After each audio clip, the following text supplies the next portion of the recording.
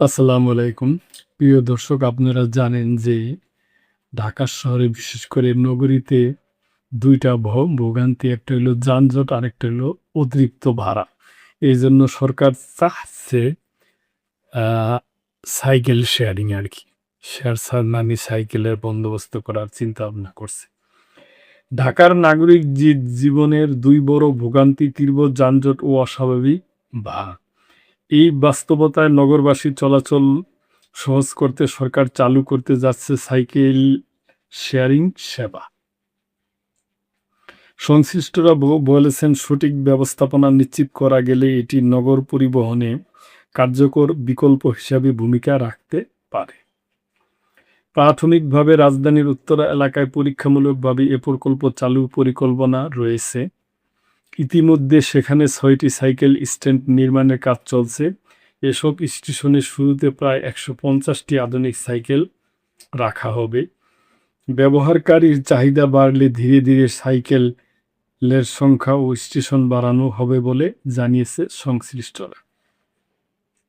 এ প্রকল্পের অংশ হিসাবে ঢাকা শহরে প্রায় ৬ কিলোমিটার সাইকেল লেন তৈরির কাজও চলছে।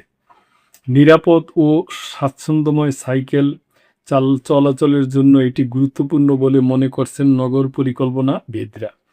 সেবাটি ব্যবহারের পদ্ধতি সহজ রাখার পরিকল্পনা রয়েছে। ব্যবহারকারীরা নিকটবর্তী স্টেশন থেকে ঘন্টা ভিত্তিক ভাড়ায় সাইকেল নিতে পারবেন। নির্ধারিত সময় শেষে যে কোনো স্টেশনে সাইকেল জমা দিলেই ভাড়া পরিশোধ সম্পূর্ণ হবে। ভবিষ্যতে মোবাইল অ্যাপ বা স্মার্ট কার্ডের মাধ্যমে বুকিং ও পেমেন্টের ব্যবস্থাও চালুর চিন্তা রয়েছে, যা পুরো প্রক্রিয়াকে আরও দ্রুত ও সহজ করবে। তবে এ সেবা কার্যকর করতে কয়েকটি বিষয়কে গুরুত্ব দিচ্ছেন সংশ্লিষ্টরা। প্রতিটি স্টেশনে নিরাপত্তা ও সিসিটিভি নজরদারি জোরদার করা, নিয়মিত রক্ষণাবেক্ষণের ব্যবস্থা রাখা এবং আলাদা ও নিরাপদ সাইকেল লেন নিশ্চিত করা প্রয়োজন। পাশাপাশি ডিজিটাল পেমেন্ট ও ট্র্যাকিং ব্যবস্থা চালু করলে অপব্যবহার কমবে। ব্যবহারকারীদের জন্য স্টার্ট নিয়মাবলী ও জরিমানার বিধান থাকাও জরুরি। বিশেষজ্ঞদের মতে এই উদ্যোগ বাস্তবায়ন হলে কর্মজীবী মানুষের চলাচল হবে দ্রুত, সাশ্রয়ী ও আরামদায়ক। যানজটে সময় নষ্ট না করে স্বল্প সময়ে গন্তব্যে পৌঁছানো সম্ভব হবে। একই সঙ্গে অতিরিক্ত ভাড়া নিয়ে উদ্যোগও কমবে।